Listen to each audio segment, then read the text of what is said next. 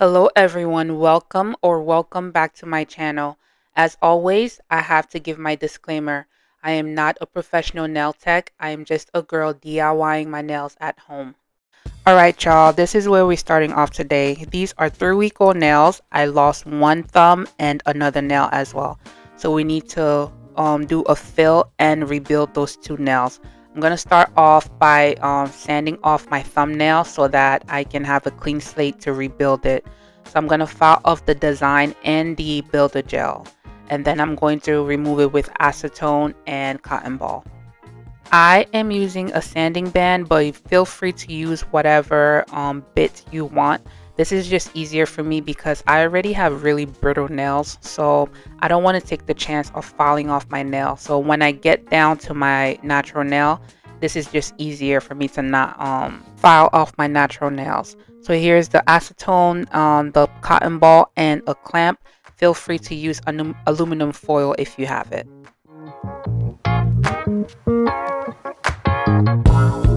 So while my thumbnail is being soaked off, I'm going to push back my cuticles on my other fingers, and then I'm going to file off the design only. Okay, I'm only going to file off the design and remove any lifting if I notice it. And for the sake of the length of this video, I'm only going to show you one finger on each hand, just because this is a very lengthy process. It's pretty much the same, honestly, as long as you have a good grip on the e-file on both your dominant and non-dominant hand, the process is very much the same.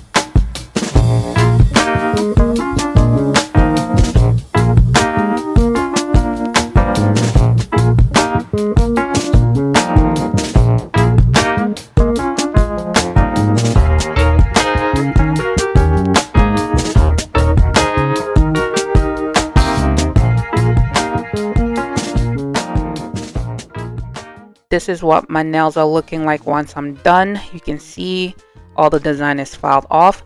Now I'm grabbing this cuticle bit to clean up my cuticle area.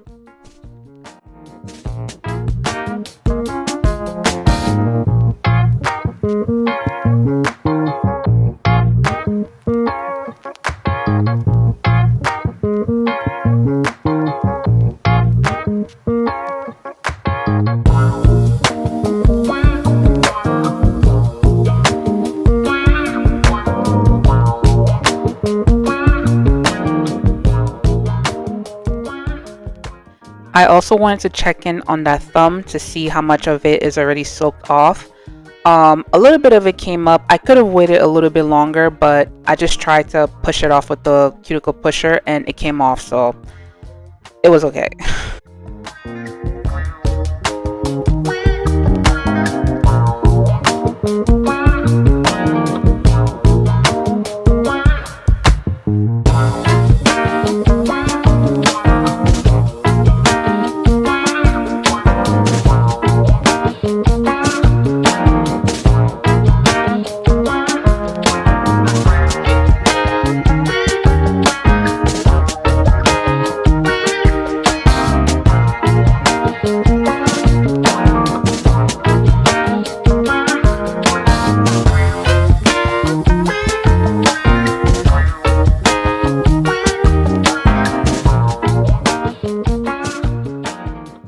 I've been watching a lot of nail techs say that you should file underneath your nails as well. for hygiene purposes, and then I think it's supposed to decrease lifting. I don't know how much it's going to prevent the lifting, but definitely for hygiene purposes, I'm going to add this to my routine just to file under your nails to remove any dirt or grime that's stuck under there.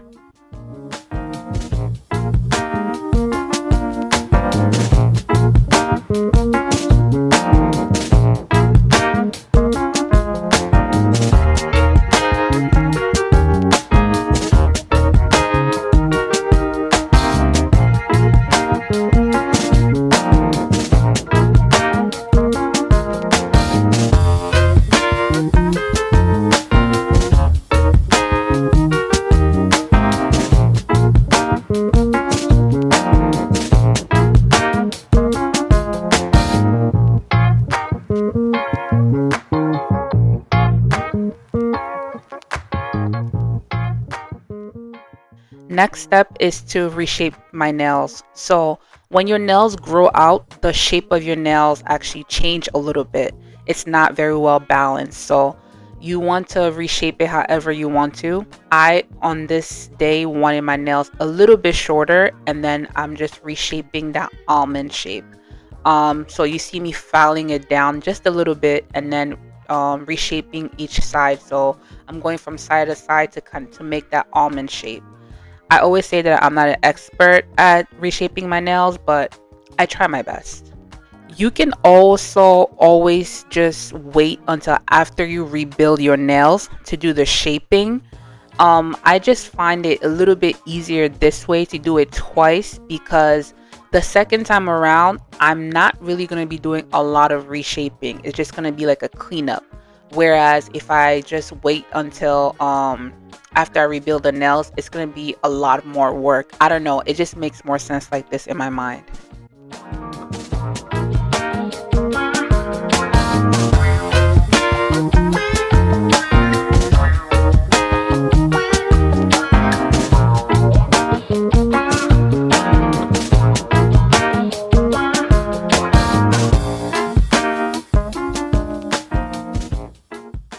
Now it's time to rebuild those two nails. So I have my tips, I have my glue, and I'm just gonna stick those on.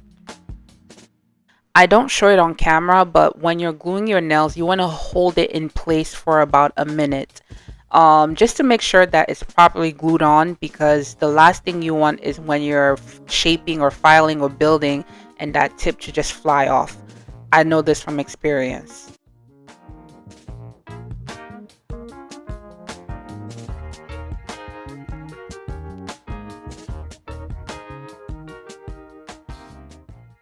After gluing, you want to grab the less coarse side of your file, and you want to file off the shiny surface of your tips. You want to light file on your natural nails so that they look a little bit like an even playing field. And then you want to shape your nails a little bit. I've been trying to avoid reshaping the tips before applying the builder gel. But you just want them to be nice and clean, so that you have a nice surface to apply your products.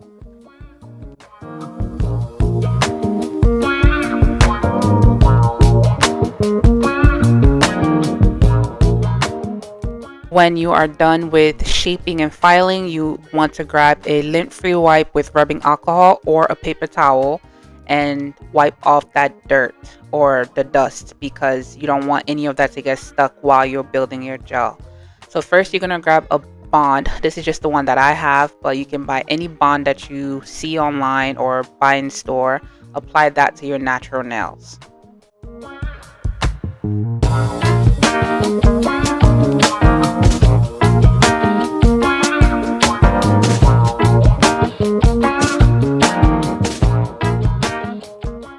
Next up, you want to invest in a primer. This is to be applied to your natural nails. It doesn't matter if it touches the artificial nails, but just make sure that the product touches your natural nails. This helps with the longevity of your nails.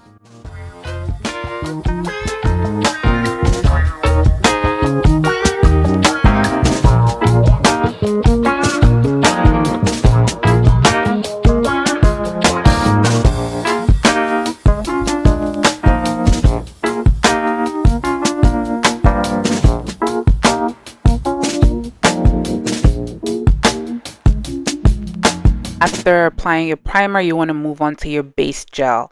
This is to be applied to your natural nails, okay? Again, it doesn't matter if it touched the artificial nails, but make sure it's on your natural nails.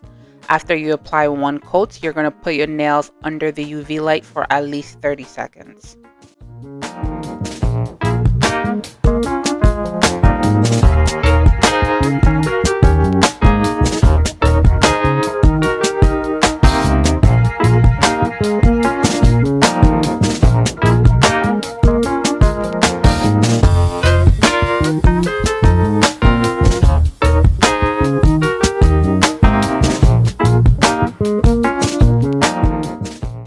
So this is the builder gel that I use. It's the IBD one. I purchased it from Amazon.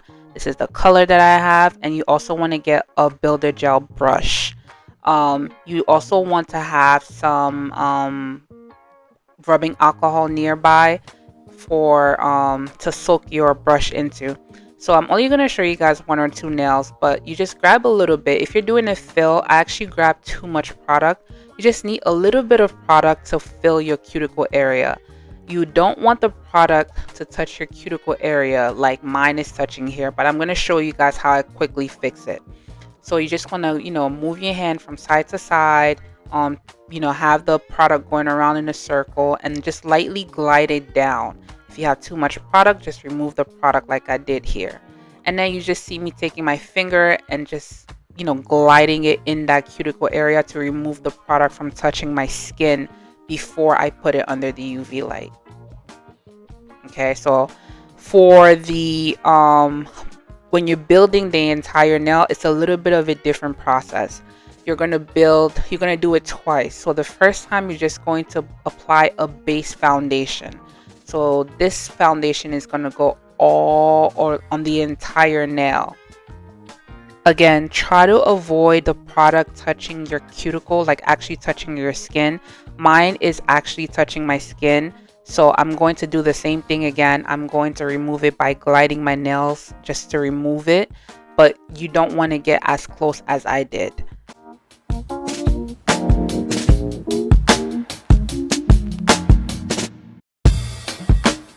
When you finish applying your first layer, you want to put your hand in the UV light for at least 30 seconds. I would just say go for the full minute. And then you're going to apply your second layer on top. But when you apply that second layer, you do not want to start from the cuticle area. You already have product there. You want to start from let's say, the bottom 2/3 of your nails, okay? You don't need any more product on your cuticle area. So this second layer is more for the strength of your nails. So your nails are most likely to break in that 2/3 area. You want to add enough product so that your nails will be strong, but you don't want to add too much product that your nails are going to be bulky. You need to find that happy balance. The interesting thing about builder gel is that it moves in the direction that it's put in. So if you hold your hand on one side, it's going to move to that side. So it levels out. So which is why you see me just kind of hanging out, holding my hand out a little bit, moving it in different directions, because I need the builder gel to move in that direction before I put it under the UV light. I did the rest of my nails off camera, but when you're done applying your builder gel, you want to use a lint-free wipe with rubbing alcohol to remove that sticky layer, and then you can go on to filing. I'm going to show you guys this in a little bit. Something happened with this nail that I thought it'll be interesting to show you guys.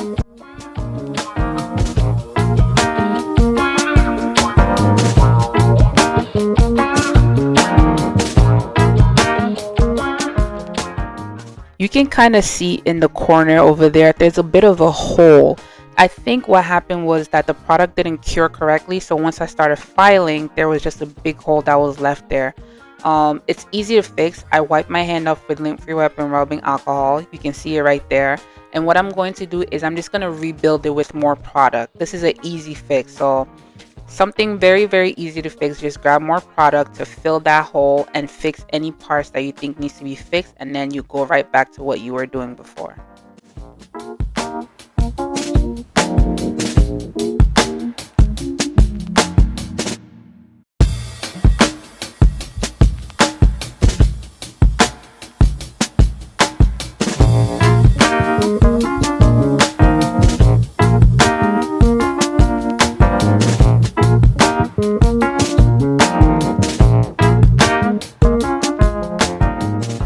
Again, make sure that you are wiping off that sticky layer with a lint-free wipe and rubbing alcohol, because that gunk will get stuck in your nail files, okay? So once I remove that sticky layer, now I'm going back to filing.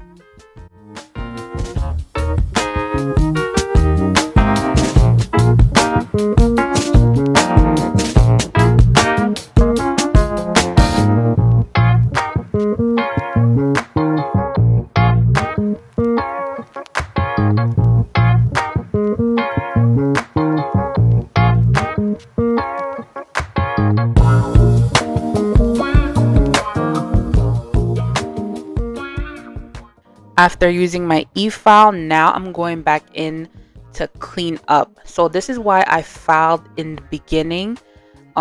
It just makes this step a little bit easier. It's just a cleanup. It's not like a full-on shaping of my nails. I don't know, this process just works better in my mind.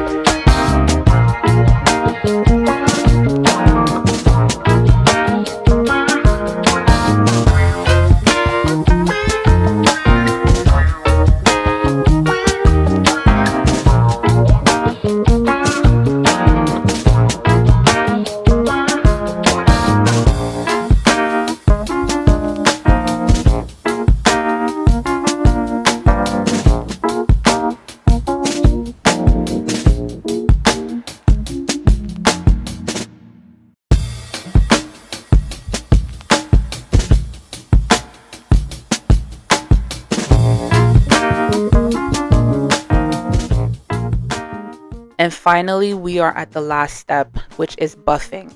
You need a buffing block to remove all of the harsh lines left over from filing. This is going to give you a smooth surface for you to do your nail art or to apply any gel polish.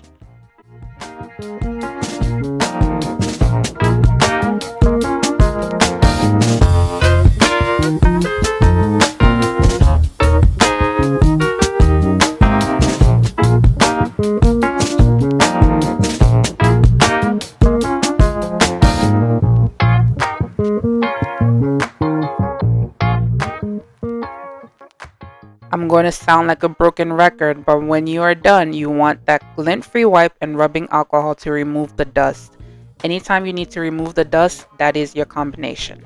If you don't have a lint-free wipe, use paper towels. And this is the final results. Now you're ready to either just apply top coat or do your nail art. But yeah, this is what my nails are looking like after all that work.